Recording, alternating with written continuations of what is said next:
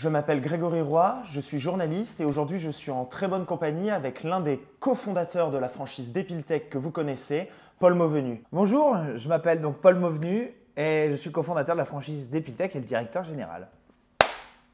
Donc Paul, merci beaucoup, je suis très heureux que tu m'accordes cette interview. Merci à toi. En 2011, tu ouvres ton premier centre Depiltech à Nice avec ton frère Jean-Baptiste Mauvenu et de là, un succès, j'ai envie de dire, national et à l'étranger. Qu'est-ce qui s'est passé pour que ça se développe autant? Eh bien merci. Alors du coup en fait c'est une histoire assez… quelque chose qui n'arrive en fait qu'une fois dans une vie. En fait mon frère Jean-Baptiste qui était opticien et moi j'étais vendeur dans une boutique de luxe à Antibes. Et Jean-Baptiste venait de déménager sur Nice, parce qu'il venait de Paris. Et ça faisait longtemps qu'on voulait faire des affaires ensemble, mais on ne savait pas du tout quoi faire. Et il avait une amie qui faisait de l'épilation définitive dans un institut de beauté. Et un jour, elle avait besoin d'aide. Donc elle l'appelle, Jean-Baptiste va dans son centre. Et le soir, Jean-Baptiste il vient me voir, il me dit « J'ai fait 10 000 € de chiffre d'affaires, Ah oui. rien qu'en faisant des ventes de lumière pulsée d'épilation définitive. » Et là, on s'est dit « Mais c'est absolument incroyable !» On s'est donc renseigné sur comment fonctionnait la technologie, quels étaient les acteurs qui étaient présents, la législation. Et puis, on n'avait rien à perdre. Donc du coup, ce qu'on s'est dit, c'est on va monter un centre spécialisé, vraiment à 100% à Nice. Donc du coup, avec mon frère Jean-Baptiste, on a trouvé un local, 22 mètres carrés, donc c'était une boîte à chaussures. C'est vraiment le début d'une grosse aventure. Mais on ne s'attendait pas du tout à ça. À la base, on voulait juste avoir un petit centre, une petite affaire qui tourne très bien. Et on a engagé une esthéticienne qui s'appelle Margot. Qui est toujours là d'ailleurs. Qui est toujours là, qui est devenue la directrice de formation du réseau, qui est devenue aussi une amie très proche. Et du coup, on a ouvert tous les trois ce centre. Et en un mois, on a fait le chiffre d'affaires prévu de l'année. Ah oui. Donc c'était complètement fou. Dès qu'on a vu ça, on s'est dit pourquoi pas en ouvrir d'autres. Et soudainement, il y a des amis qui sont arrivés. On a ouvert Blois, on a ouvert Marseille, on a ouvert Cannes. Donc on était devenu très vite en fait un petit groupe de personnes, d'amis, où on développait la même activité. Donc nous, on les a aidés à se développer. On a leur transmis le peu de savoir-faire qu'on avait à l'époque. Et on était 4-5. Et ensuite, on a créé un siège administratif. Ce qui est quand même incroyable, c'est que d'après ce que tu me dis, vous n'aviez pas du tout d'expérience dans l'esthétique et dans la franchise, vous avez tout appris sur le terrain. Oui, alors en effet, en fait, je pense que moi, pour faire une entreprise, il faut que tous les ingrédients soient bons. Donc avec Jean-Baptiste, nous, on est des entrepreneurs où à chaque fois qu'on fait quelque chose, on le fait vraiment à fond et surtout, on le fait avec passion. Puis vous êtes très liés. Ouais, et puis on est comme des frères jumeaux, même si on n'est pas jumeaux. Ouais. Mais en effet, ouais, on est très proches et on a surtout la même vision des choses. Donc, ce qu'il fallait faire pour faire de l'épilation définitive, c'était la meilleure machine et la meilleure formation. Donc, on s'est formé avec des ingénieurs, des dermatos, des médecins, connaître un peu toute la peau, comment fonctionne. Donc, ça a pris quand même un certain nombre de temps. Quand même, avant d'ouvrir le premier centre, il a fallu déjà se former et s'intéresser en fait aux produits. Et l'énigme, c'était comment obtenir de l'épilation définitive en 6 séances. On savait que c'était possible, mais la question c'était comment. Donc après des mois et des mois de formation et d'avoir effectivement identifié le bon matériel et le bon process, on a mis en place une formation. D'ailleurs, on a été le premier pôle de formation en épilation définitive de France. Donc il a fallu donc avoir la bonne formation. Ensuite, il a fallu avoir donc le bon concept, le bon environnement, le bon rapport qualité-prix. Il a fallu avoir également la vente, parce qu'effectivement c'est important quand vous avez un client qui vient vous voir, ou une cliente majoritairement évidemment, il faut bien connaître le produit, il faut que ça soit ultra sécurisé, il faut qu'il y ait des résultats, donc il faut avoir tout ce côté en fait rationaliste et une vraie expertise. C'était vraiment la chose la plus importante pour nous, c'était la qualité, le service. Et donc aujourd'hui, vous voyez, on travaille avec une technologie française qui est ultra brevetée. En plus, maintenant, on travaille avec un laser allemand ultra breveté, avec des formations qui sont extrêmement rigoureuses. Donc à partir du moment où vous avez tous ces bons ingrédients, eh bien, on s'est développé. Ensuite, on a créé un pôle d'architecture. On a recruté un architecte qui, à la base, n'était pas architecte. Pour créer les centres, c'était un copain à moi qui a rejoint l'équipe. Il s'est en même temps qu'il faisait les centres, il passait son diplôme d'agenceur d'espace. Donc en fait, tout ça, ça a créé une bande de copains à la base, avec une très grande rigueur. Et on s'est développé et on est arrivé en 2016 avec 100 centres. Ce qui est énorme, en l'espace de 5 ans, une Exactement. croissance époustouflante. Alors Paul, qu'est-ce qui a fait qu'avec ton frère Jean-Baptiste, tu as pu ouvrir beaucoup de centres dès le début? Alors déjà, c'était avoir une bonne organisation effectivement sur la structure du siège. Avec, comme je l'ai expliqué auparavant, en fait, tous les maillons de la chaîne qui soient extrêmement bien ficelés. Ça, c'est la première étape. Ensuite, il a fallu rencontrer les bonnes personnes. Donc, on a créé une équipe au siège où toutes les personnes étaient extrêmement compétentes, ultra motivées dans une start-up qui venait de démarrer. Et soudées, parce que j'ai entendu, tu as beaucoup cité des amis. Des amis sont venus Exactement. vous rejoindre au fur et à mesure. Exactement. Et alors, la majorité, en fait, sont devenus des amis après. Et d'ailleurs, ils sont toujours là. Ça fait plus de quasiment 15 ans qu'on travaille toujours ensemble. C'est le noyau vraiment de la société. Et voilà, il y a une super ambiance, il y a une très grande confiance. Et ça, je pense qu'on ne peut pas travailler sans confiance. On a tellement bien protocolisé la marque, et aussi on a eu des excellents résultats, que finalement c'était devenu plus facile en fait à dupliquer. Donc en fait on a ouvert énormément de centres en très peu de temps parce que la duplication, la formation, l'informatique, le marketing étaient déjà tout protocolisé. Puis vous avez été très pointilleux dès le début. Exactement. Et donc aujourd'hui, ce qui est aussi très important de citer, c'est-à-dire que ça fait quasiment 10 ans qu'on est toujours sans centre. Et ce qui est le plus dur dans un réseau, c'est surtout de maintenir en fait cette cohérence. Donc nous aujourd'hui, on est sans centre, on espère arriver d'ici 2030 à au moins 120 ou 130 points de vente, mais aujourd'hui on est sans centre très solide. Et pour preuve, les franchisés, la majorité des franchisés, premièrement ont déjà plusieurs centres, et ensuite sont là depuis quasiment plus de 10 ans. Donc il y a une vraie pérennité dans le business model. Et aujourd'hui, on cherche toujours évidemment à se développer, il y a encore des zones à pourvoir évidemment. Et d'ailleurs, donc Paul, grâce à la formation, tout le monde peut se former, donc c'est une activité grâce à votre formation qui est accessible à tous et plutôt assez simple parce que la formation, si je ne me trompe pas, elle dure 4 semaines 3 semaines. 3 semaines. Donc la formation dure 3 semaines, donc ici au siège. Effectivement, alors c'est une activité qui est à la portée de tout le monde, qui est à la fois simple, mais pas facile, parce qu'on fait quand même du laser, on est quand même sur des technologies où on ne fait pas n'importe quoi. Donc c'est vraiment à la portée de tout le monde. Et il y a aussi l'encadrement de l'enseigne.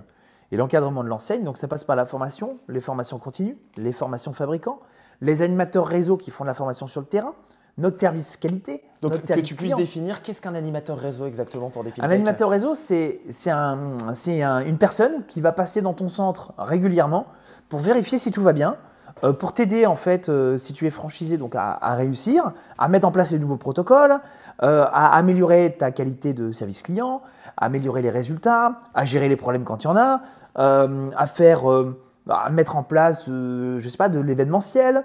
Il y a plein de choses, donc la vie d'un centre. Et grâce, en fait, ce sont un peu les communicants de la franchise. Grâce à ça, vous êtes au courant de tout, donc vous pouvez intervenir directement pour justement garder une identité, une ADN forte. Parce que d'ailleurs, ma question est la suivante. Il y a forcément une stratégie aujourd'hui, parce que ça fait 14 ans que Dépiltech aujourd'hui est en activité. Comment aujourd'hui continuer à garder cet ADN? C'est grâce aux animateurs réseau, grâce à votre présence avec Jean-Baptiste? Eh bien, j'ai envie de te dire que c'est surtout grâce aux franchisés. Les franchisés, ils sont ultra fidèles. J'ai une très grande confiance en eux. On les connaît tous, on se connaît tous même très bien. On a même créé un club qui s'appelle le Club 15. Et des conventions. Voilà, et des conventions. Là, c'est l'événement vraiment de l'année. Mais donc, il y a le Club 15 qu'on a créé, où c'est en fait une communauté de franchisés, où régulièrement, on se retrouve dans des maisons de campagne, par exemple. Donc, il y a une partie où en fait, on va faire du business. Donc, il y a un programme où évidemment, on fait la fête, on fait un barbecue, etc. Donc, ça, c'est vraiment sympa. Et après, il y a vraiment la partie où la journée, on travaille sur toutes les problématiques qu'on peut rencontrer en fait au quotidien dans un centre. Et quelles sont les résolutions et qu'est-ce que nous, en tant que franchiseurs, on va mettre en place pour résoudre les problématiques et développer le chiffre d'affaires. Donc cette communauté de travail, elle est d'une importance vraiment capitale pour Jean-Baptiste et moi. L'ADN de Dépiltech aussi, Paul, c'est la communication, le marketing toujours chic et choc, parce que j'ai vu certaines publicités, c'est vrai qu'elles ont fait parler, notamment la fameuse la boule de poil peut en cacher une autre, ou une boule de poil peut en cacher une autre. Oui, il y en a quelques-unes. Où je n'ai qu'une raie et je suis assis. Je n'ai qu'une ride et je suis assise dessus. Avec mon frère Jean-Baptiste, on a beaucoup d'humour. Et on est très sérieux sans se prendre au sérieux aussi. Et pour moi, la communication, il faut qu'elle reste chic parce qu'on est une activité sérieuse. voilà, on est très proche du médical hein, dans ce que l'on fait. Donc il faut rester très sérieux, très sérieux et très encadré. Mais à côté de ça, je pense que la communication, c'est aussi… tout est permis pour moi dans la communication, évidemment en respectant certains codes. Et donc, au fur et à mesure des années, on a créé des campagnes de publicité qui sont à la fois chic et choc, mais tout en restant dans le respect évidemment de notre activité et puis de la femme également en général. Mais il fallait effectivement faire un peu parler de nous, il fallait qu'on se lance. Et donc l'ADN aujourd'hui, c'est effectivement le rire. Parce que je pense que le rire c'est important et je pense qu'il en manque aussi un peu aujourd'hui dans notre société. On le voit d'ailleurs aussi, les communications deviennent de plus en plus fades parce qu'il y a de plus en plus de gens qui vont critiquer. Beaucoup ont recours à l'intelligence artificielle, on perd un petit peu ce côté humain via la communication. Donc nous, on fait plusieurs shootings photos par an avec le grand photographe Renaud Corlouer qui est très très reconnu donc, dans le métier.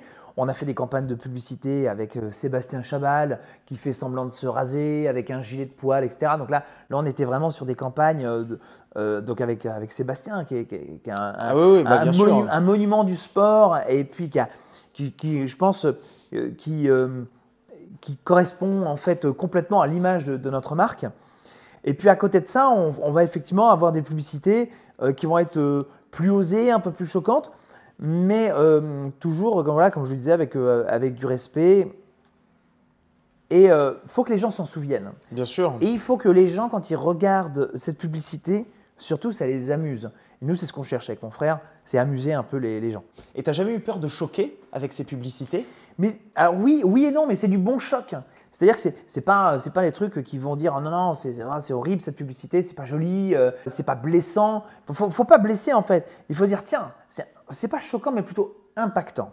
Et je t'ai vu d'ailleurs dans la dernière publicité où tu es toi-même effigie Oui, des fois je m'amuse. D'ailleurs pour te parler de cette photo, elle est amusante parce que je suis arrivé un matin en fait avec une perruque blonde et puis j'ai dit allez vas-y on fait une photo et puis on voulait un peu se moquer de l'actualité. Donc voilà, c'est moi en homme avec une perruque blonde, un beau maquillage et voilà.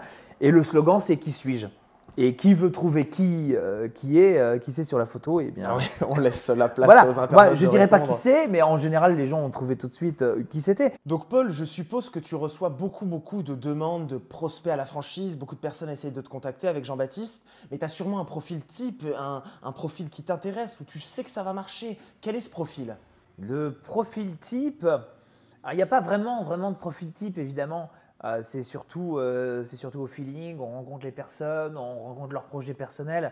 Souvent, c'est de la reconversion, clairement, parce que c'est un métier qui n'existe pas. C'est un peu un métier qu'on a créé il y a 15 ans. C'est nouveau avec Depiltech. Donc, ce n'est pas forcément des gens qui viennent de l'esthétique.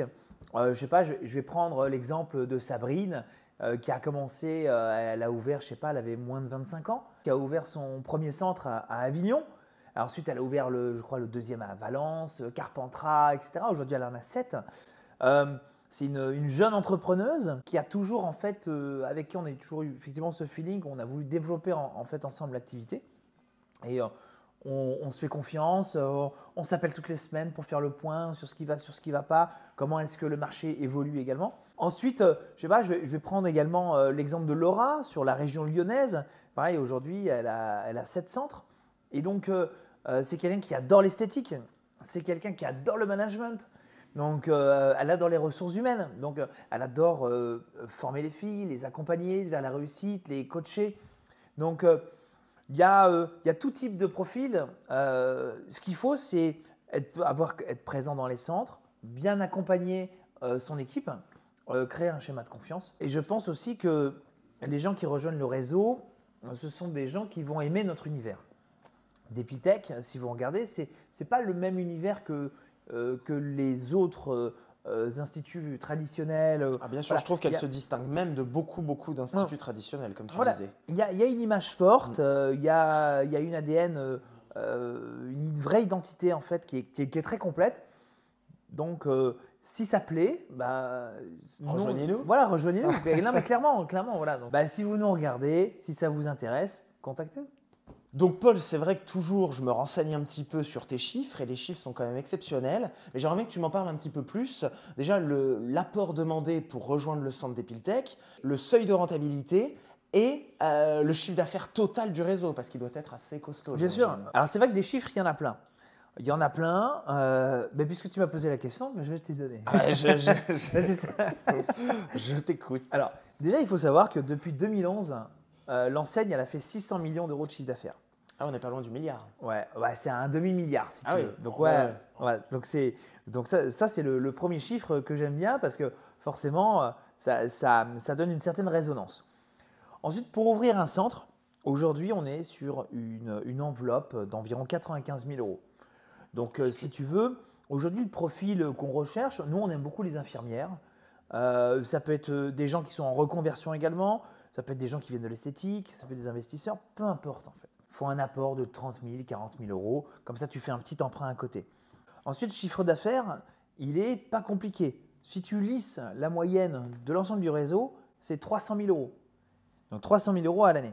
Donc, il y en a qui vont faire beaucoup plus, il y en a qui vont faire un petit peu moins, mais la moyenne générale, c'est 300 000 euros. C'est pour ça, si tu fais le calcul, ça fait 600 millions au bout de 15 ans. Ensuite, on a plus de 600 collaborateurs, enfin, qui sont essentiellement des collaboratrices. Oui. Donc, 600 collaboratrices. Nous, au siège, on est à peu près une vingtaine de personnes. Donc, 15 ans d'ancienneté, donc 15 ans de savoir-faire, que j'insiste vraiment là-dessus, parce qu'on a un vrai savoir-faire. Et le seuil de rentabilité, en fonction de la ville, du local, de la taille du local, etc., du montant de l'emprunt, on est en général entre 15 000 et 18 000 euros par mois. Et tu vois, un centre en moyenne fait 30 000 euros par mois, donc entre 25 et 30. Donc on a une très très bonne rentabilité pour un très bon savoir-faire. Paul, on arrive à la fin de cette interview. Si tu devais résumer cette aventure en un mot qui te vient maintenant. Passion. Passion. Paul, je te remercie pour cette, merci à toi, cette interview. C'était très sympa. Et puis je souhaite une bonne continuation. À bientôt, d'Epiltech. merci toi aussi.